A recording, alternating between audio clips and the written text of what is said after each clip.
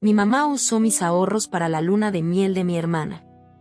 Vender mi carro fue una decisión que me costó más de lo que esperaba, aunque no por las razones que uno imagina. No lloré por el motor, ni por los asientos gastados, ni siquiera por los viajes que compartimos. Lloré por lo que representaba, un cierre y un comienzo. Era un Honda Civic 2011, color grafito, con el aire acondicionado funcionando a medias y las huellas de mis años de trabajo marcadas en cada rincón. Me había acompañado desde mi primer empleo serio hasta las noches largas de estudio en la universidad. El día que lo vendí, le pasé un trapo húmedo con más cariño del que había tenido por varias relaciones humanas. No exagero. Hice las cuentas con precisión, entre mis ahorros de 5 años, mis horas extra en la oficina y la venta del coche, por fin completaba el monto del enganche para un pequeño departamento en el sur de la ciudad. Era todo lo que había deseado desde que me independicé, un lugar mío, aunque tuviera que arreglar las paredes yo misma y vivir con muebles prestados al principio. Quería paz. Quería estabilidad. Nunca imaginé que la estocada final no vendría del sistema ni del mercado inmobiliario, sino de mi propia madre. Siempre fue ella quien manejaba las finanzas de la casa. Desde chica la veía con su cuaderno de hojas cuadriculadas haciendo sumas a mano, anotando en qué se iba cada peso. Mi padre trabajaba en logística y pasaba más tiempo en carretera que en casa, así que mamá tenía la última palabra en todo lo que tuviera que ver con dinero. Cuando le conté que por fin tenía todo listo, me abrazó fuerte y me dijo: «Te lo mereces, hija, esto es fruto de tu constancia». Me emocioné, lo admito. Pensé que por fin alguien lo veía. Le dije que el lunes siguiente iba a entregar el cheque al banco y que ya había agendado la cita para visitar el departamento. Ella, en su tono sereno, me propuso algo que, en retrospectiva, debí rechazar: «Dame el cheque el fin de semana, hija. Quiero ayudarte a revisar bien todo antes de entregarlo. Es mucho dinero». Le creí. Le di el cheque un viernes por la noche, después de cenar en familia. Mi hermana menor, Renata, también estaba ahí, radiante. Faltaban apenas 2 meses para su boda. Renata era todo lo que yo no. Extrovertida, popular, siempre rodeada de gente y atenta al detalle. La boda era un evento importante no solo para ella, sino para toda la familia. El salón, la lista de invitados, el vestido, todo ya estaba cerrado. Solo quedaba un detalle por definir: la luna de miel. Esa noche, mientras yo hablaba emocionada sobre el departamento, la conversación giró casi de inmediato hacia las opciones para el viaje de recién casados, que si Costa Rica, que si Punta Cana, que si algún resort en Tulum. Me incomodó un poco el cambio brusco de tema, pero me dije que ya habría tiempo para hablar de lo mío. Total, eran solo unos días más. Esa madrugada dormí con la ilusión intacta. Me sentía en la antesala de un logro merecido. No sabía que, al despertar, iba a enfrentar una traición que me partiría en 2. El lunes por la mañana, fui a revisar el saldo de la cuenta familiar que, por costumbre y practicidad, aún compartía con mi madre para ciertos pagos de casa. Casi me desmayo. La cuenta estaba vacía. Llamé al banco, creí que era un error. Pedí los movimientos recientes. El sábado en la mañana, justo después de haberle entregado el cheque, alguien había hecho una transferencia directa a una agencia de viajes. El monto, exactamente el total de mi cheque. La misma cantidad. El mismo día. Fui corriendo a casa de mis padres.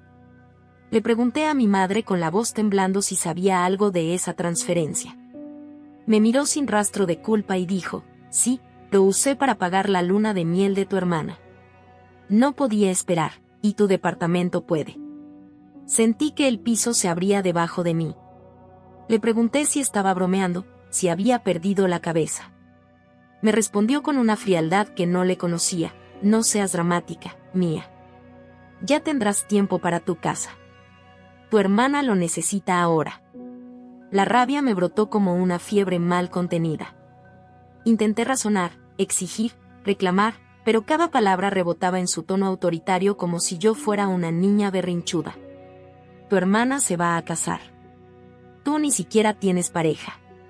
Es lógico que ella tenga prioridad ahora». Esa noche volví a mi cuarto alquilado, sin carro, sin ahorros, sin siquiera la certeza de poder confiar en la mujer que me crió. Lloré. No como cuando una se rompe de a poquito, no. Lloré con el cuerpo entero, con las manos apretadas y la garganta en llamas. Y en ese dolor, encontré una decisión. Tal vez me había quedado sin el dinero, pero no sin dignidad. Ni sin memoria. Ni sin fuerza. Esto apenas comenzaba. Habían pasado 2 semanas desde esa conversación absurda, y todavía había mañanas en las que abría los ojos esperando que todo hubiera sido un malentendido. Que mi madre me llamaría, me diría que todo fue un error, que el dinero estaba de vuelta. Pero no. Cada vez que revisaba el saldo de la cuenta, la realidad me aplastaba como una losa de concreto. El dinero no estaba. Y lo peor, nadie lo buscaba. Nadie pensaba en devolverlo. Lo que más me desgarraba no era la cifra, era lo que esa cifra representaba. Eran 5 años de decir no a planes, de aguantar trabajos mal pagados, de renunciar a comodidades, todo por algo que creí que era intocable, mi esfuerzo. Durante esos días intenté hablar con ella. Mandé mensajes. Llamé. Fui a casa de mis padres un domingo esperando que vernos cara a cara sirviera de algo, que su mirada de madre rompiera ese muro de indiferencia. Pero no hubo arrepentimiento. No hubo disculpas. Me recibió con un café que no tomé y con una sonrisa que no le creí. Estás estresada, hija. Vas a enfermarte si sigues así. Ya se usó el dinero, ¿para qué vas a desgastarte? Y lo dijo tan tranquila, con esa condescendencia que me revolvía el estómago. Como si yo fuera una niña caprichosa por exigir lo que me pertenecía. Como si estuviera rompiendo la armonía familiar por negarme a callar. Siempre fuiste fuerte, me dijo. Tú te repones. Renata, en cambio, necesita que todo le salga perfecto. Tú entiendes, ¿verdad? No, no entendía. No entendía cómo una madre podía mirar a su hija a los ojos y decirle que su sacrificio era menos importante que una luna de miel. Que su esfuerzo era intercambiable por una semana en la playa. No grité. No tiré nada. Solo me levanté de la silla, tomé mi bolso y le dije con la voz más serena que pude sacar: esto no ha terminado. Luego me fui. Esa noche, mientras viajaba en metro de regreso a mi apartamento, tomé una decisión que venía creciendo en mí como un incendio lento. No iba a dejarlo pasar. Si tenía que llegar a un tribunal, lo haría. Si tenía que enfrentarme a toda mi familia, también. Comencé por lo básico, reuní cada recibo, cada captura de pantalla, cada mensaje. Guardé copias del contrato de compraventa del auto, la preaprobación bancaria, los mensajes donde le confirmaba a mi madre que el cheque era para el enganche del departamento. Incluso descargué las publicaciones de mi hermana sobre su luna de miel, las reservas, los vuelos, las cenas, los masajes, las caminatas al atardecer. Todo. No porque quisiera atacarla, sino porque necesitaba pruebas. Ella no pidió disculpas, tampoco. Ni una palabra. En su mundo todo seguía igual. Planeaba su boda, organizaba las despedidas, y seguía subiendo historias de Pinterest con frases como una vez en la vida. Yo, mientras tanto, abría una nueva cuenta bancaria en otro banco. Sin nombres compartidos, sin acceso desde otra IP. Solo mía. Cada dólar que entraba iba ahí. Vendí una tablet que no usaba. Cancelé las suscripciones que no necesitaba. Hice horas extra. Me ofrecí como asistente virtual por las noches. No era solo por el dinero. Era por mí. Por la versión de mí que había soportado años de sacrificio y que merecía algo mejor. Una amiga del trabajo, al ver mi situación, me habló de un abogado especializado en reclamaciones civiles pequeñas. No era un bufete grande, pero tenía experiencia en casos familiares delicados. Me reuní con él una tarde en una cafetería. Se llamaba Esteban. Jovial, joven, con una carpeta llena de casos similares. Me escuchó en silencio durante 1 hora entera, sin interrumpir, solo tomando notas. Cuando terminé, me miró serio y dijo: no estás peleando por un viaje, Mía. Estás peleando porque alguien creyó que podía usar lo tuyo como si fuera suyo. Y eso no se deja pasar. Comenzamos el proceso esa misma semana. Presentamos la demanda. Esteban me explicó que sería largo. 3 meses, tal vez más, para tener una primera audiencia. Pero había base. Y eso ya era una victoria. Mientras tanto, mi familia seguía con su vida. Mi hermana envió las invitaciones de boda. Mi madre subía fotos del vestido, de la prueba del menú, de las flores. Yo no dije nada. No comenté. No escribí indirectas. Me convertí en un silencio incómodo en sus vidas. El tipo de silencio que no se puede ignorar. A veces me llegaban rumores, que estaba celosa, que era envidiosa, que siempre había sido la hermana difícil. Pero yo no era difícil. Solo estaba harta de cargar con las consecuencias de los caprichos de los demás. Y esa diferencia lo era todo. Una tarde, después de terminar un turno largo de trabajo remoto, abrí Reddit y escribí mi historia. Sin nombres. Sin lugares. Sin insultos. Solo los hechos. La titulé, Mi madre usó mis ahorros para pagar la luna de miel de mi hermana y ahora me llaman egoísta por no dejarlo pasar. Miles de personas la leyeron. Muchas me escribieron. Compartieron experiencias. Me dieron ánimos. Me dijeron que no estaba sola. Entre los comentarios, uno me marcó, lo que estás haciendo no es venganza, es memoria. Estás diciendo en voz alta que no está bien. Y eso, mía, ya es justicia. Y en ese momento, supe que iba por el camino correcto. 3 meses después de haber iniciado el proceso legal, recibí una carta certificada del tribunal con el sello oficial en la parte superior. Era la notificación formal, mi caso había sido aceptado. La audiencia preliminar tenía fecha. No lloré. No grité. Solo me quedé en la cocina, mirando el papel durante varios minutos, como si necesitara que las letras se grabaran en mi piel. No decía nada que no supiera, pero verlo en tinta, con los nombres impresos, el mío como demandante, el de mi madre como demandada, me hizo tragar saliva con dificultad. Era oficial. No había vuelta atrás. Estaba a punto de sentarme frente a un juez para explicar cómo mi propia madre tomó lo que era mío como si fuera de todos, como si no tuviera valor porque no era suyo. Desde ese momento, el silencio entre nosotras fue absoluto. No me llamó. No me escribió. Supuse que se enteró por la misma carta que yo recibí, y que decidió responderme con desprecio pasivo. No tardó en aparecer mi padre. Me llamó una noche, justo después de que saliera de una videollamada con Esteban. Su voz sonaba como siempre cuando intentaba evitar el conflicto, pausada, cansada, envuelta en una falsa calma que me irritaba más que cualquier grito. «Mía, ¿de verdad vas a hacer esto?», me dijo. «¿Todo esto por un viaje? ¿Vas a meter a tu mamá en un juicio?». No era un viaje. Nunca fue un viaje. Y él lo sabía. «No, papá. Lo hago por mí», le respondí. «Porque si no pongo un límite ahora, nunca más me van a ver como una persona. Solo como una cuenta de ahorros con patas». Colgó sin responder. Yo apagué el teléfono y me quedé en la oscuridad del cuarto, escuchando el sonido del ventilador, sintiendo como el aire me raspaba los ojos sin lágrimas. Unos días después, decidí subir otro hilo en Reddit, explicando cómo iba el proceso. Lo hice por desahogo, pero también por acompañamiento. La publicación se viralizó.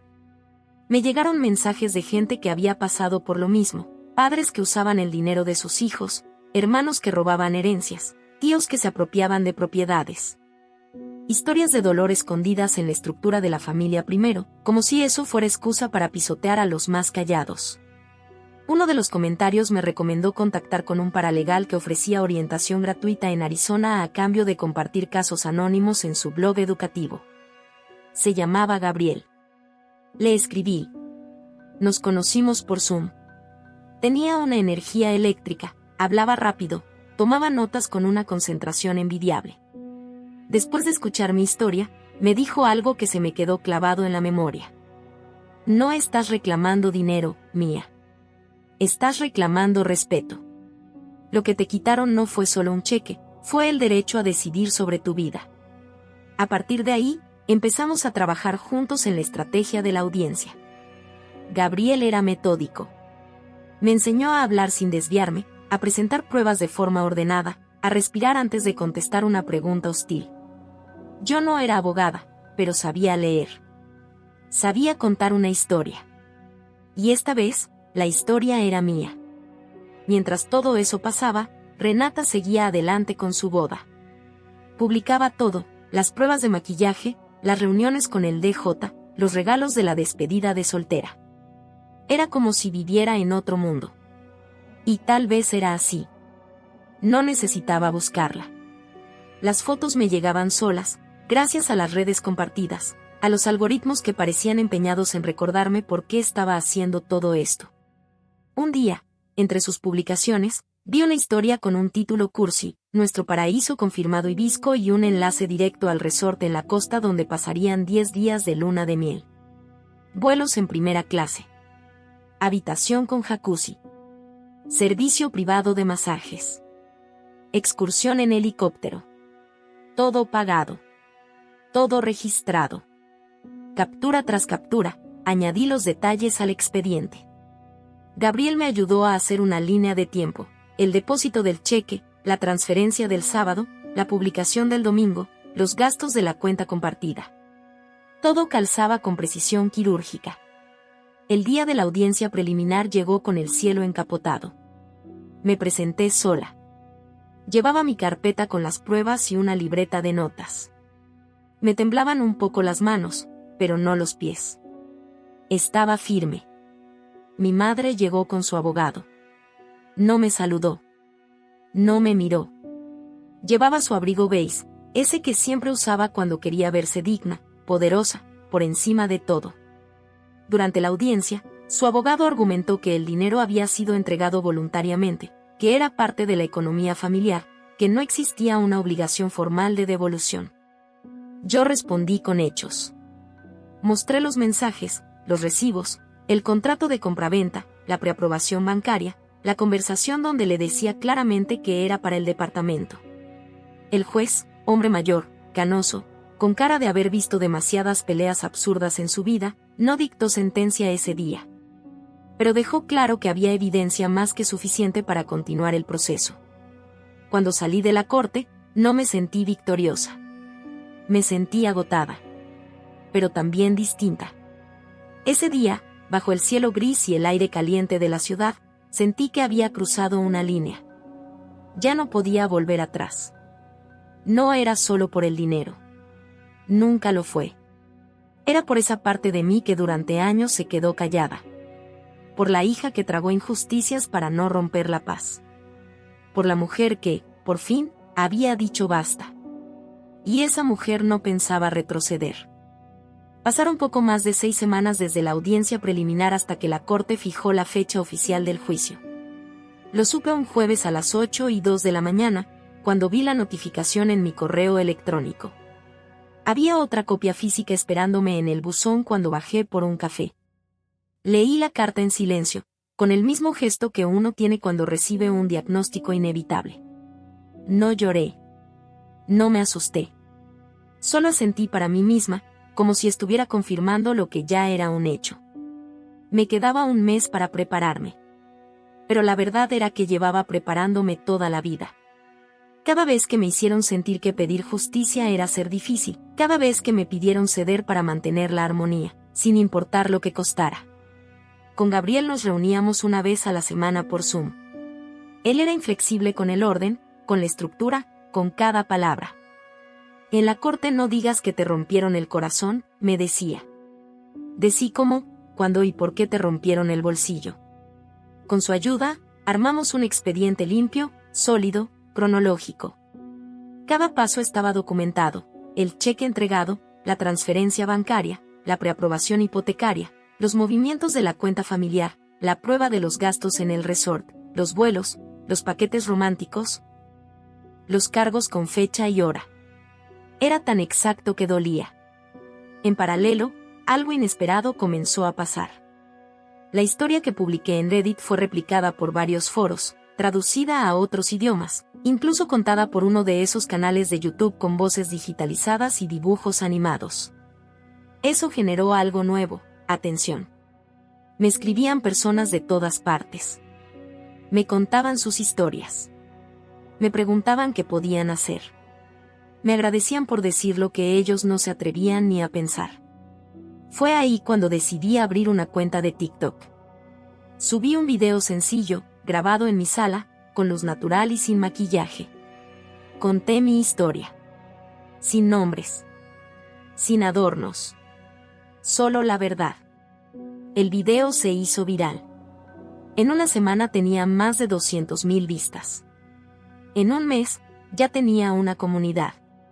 Comencé a subir pequeños clips explicando lo básico, por qué tener cuentas separadas, cómo proteger tus ahorros, cómo hablar con un abogado si no tenés recursos, qué documentos guardar, qué frases evitar cuando te quieren manipular con culpa. La respuesta fue brutal. Me empezaron a seguir terapeutas familiares, abogados de pequeñas causas, mujeres que habían sido despojadas por sus propios hermanos, hijos que habían financiado a padres abusivos. Y mientras mi presencia en línea crecía, en el mundo físico las cosas se tensaban. Mi hermana, Renata, aparentemente empezó a recibir preguntas incómodas. Amigos, compañeros de trabajo, incluso su prometido. No tengo pruebas de que él supiera todo, pero alguien debió comentarle, porque en cuestión de días, ella me escribió. Un mensaje frío, casi clínico. Sé que estás molesta. Esto se nos fue de las manos. ¿Podemos hablar? No respondí. No porque no tuviera nada que decir, sino porque ya no era momento de hablar. Ya no había nada que negociar. Renata sabía que ese dinero no era suyo. Sabía que mi madre lo tomó sin consultarme. Y no solo no lo cuestionó, sino que lo usó como si le perteneciera, como si fuera un favor merecido. No la insulté. No le escribí indirectas. No fui a su boda. Tampoco la boicoteé. Simplemente me mantuve al margen. A mí me quedaba un juicio. A ella, una fiesta. El día del juicio llegó un martes a las 8 en punto. Me presenté 20 minutos antes. Vestida de manera sobria, carpeta en mano, el estómago cerrado. Mi madre llegó puntual. Con el mismo abogado de la audiencia preliminar. Misma postura, misma mirada. Esa expresión de falsa calma que usaba cuando quería que todos creyeran que era ella la víctima. Justo antes de entrar, su abogado me pidió hablar a solas. Me ofreció un acuerdo, $5,000, una disculpa verbal, y la condición de mantener todo en privado. Lo miré sin pestañear. Pensé en mis noches de ventilador, en los años sin vacaciones, en los rechazos, en cada plan que dejé en pausa por construir un sueño que otra persona se sintió con derecho a desarmar. Y no me pasé 5 años ahorrando para terminar aceptando migajas, le respondí. Entramos. Durante el juicio, mi madre intentó suavizar el lenguaje. Dijo que creyó que era una contribución familiar. Que todo fue un malentendido. Que no quiso hacerme daño. El juez le pidió pruebas de que yo había consentido en usar ese dinero. No tenía ninguna. Cuando fue mi turno, hablé claro. Presenté cada prueba, cada mensaje, cada fecha. Los movimientos bancarios. La preaprobación. La publicación de Renata con el resort de lujo. El desglose de gastos. La cronología. Todo encajaba. El juez me escuchó con atención. Tomó notas. Preguntó. Revisó. 1 hora después, dictó sentencia. Mi madre debía devolverme el total de los $8,500, con intereses acumulados. Además, por mala fe comprobada, me otorgó una compensación adicional de $5,000. Y lo más fuerte, ordenó que si no se realizaba el pago en los siguientes 90 días, se procedería con el embargo de bienes familiares. Mi madre no dijo nada. Solo miró al frente, la mandíbula rígida. Su abogado asintió en silencio. Yo salí de la sala sin mirar atrás. No sentí alivio, ni júbilo. Lo que sentí fue algo más profundo, un ancla soltándose. Una voz en mi interior que por fin pudo decir, hice lo correcto. Me defendí. Y nadie me va a quitar eso. Pasaron casi 3 meses desde la sentencia. 89 días exactos. Yo revisaba mi cuenta bancaria cada mañana con la misma esperanza terca que uno tiene al mirar el cielo antes de una tormenta. Pero el saldo seguía igual, 0. Bueno, no exactamente 0. Un día apareció una transferencia de $500, enviada desde una cuenta a nombre de mi padre. En la descripción decía, para que veas que sí queremos pagar. Ni siquiera se molestaron en usar palabras formales o respetuosas. Era una provocación, disfrazada de gesto simbólico. Una migaja arrojada desde la mesa donde se seguían sirviendo platos que yo había pagado.